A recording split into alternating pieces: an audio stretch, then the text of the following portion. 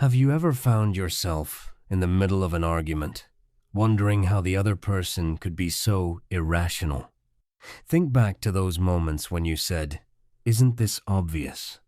Or, "Anyone in their right mind would think this way." Whether it's politics, your favorite sports team, or even whether pineapple belongs on pizza, we're all victims of a hidden bias. We tend to believe that our own beliefs, values, and habits are far more common in society than they actually are. In psychology, this is called the false consensus effect. Today, we're going to explore this mental trap your brain sets for you and why it makes the world seem like nothing more than an echo chamber. If you're ready, let's dive into this self-centered yet fascinating mechanism of the mind. This phenomenon is not just a hypothesis.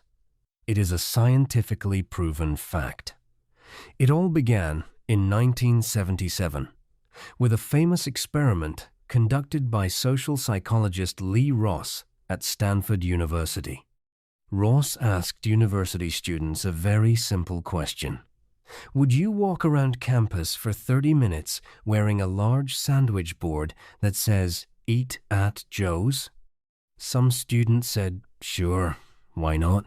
and agreed, while others said, "No way, that's too embarrassing," and refused.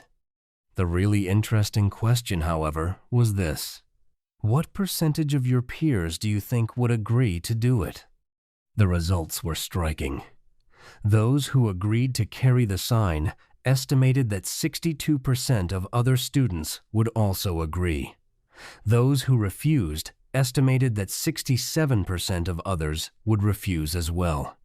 In other words, both groups assumed that their own choice was the normal and common one, while the opposing view represented only a marginal minority. This became the first major evidence of the false consensus effect. So, why did we develop such a mechanism through evolution? Why is being objective so difficult? Self-esteem protection mechanism. No one wants to feel weird or like they're on the wrong side.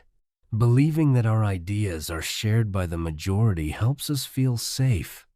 The thought, "If everyone thinks this way, I must be on the right track," creates a mental comfort zone. Availability, heuristic.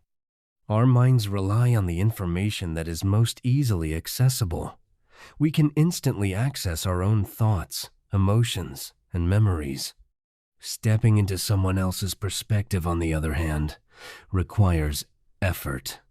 The brain is lazy. It prefers to treat its own data as if it were universal data. Similarity trap. We tend to form friendships with people who are similar to us and share our values. If the 10 people around us think the same way we do, it becomes much easier to assume that the other 8 billion people think the same way too. Today, this effect is far more dangerous than it was in the 1970s. Why? Because of algorithms.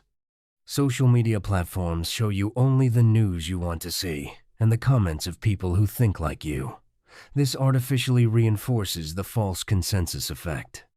When you look at your own feed and ask, "How can the other side be so blind when the whole world thinks like me?" This digital illusion is the reason why. The same applies in the business world. When a manager assumes that a strategy they like will be seen as logical by all employees, they make serious mistakes. If you're developing a product and think, "I would use this, so everyone else would too," you will most likely fail, because you are not everyone.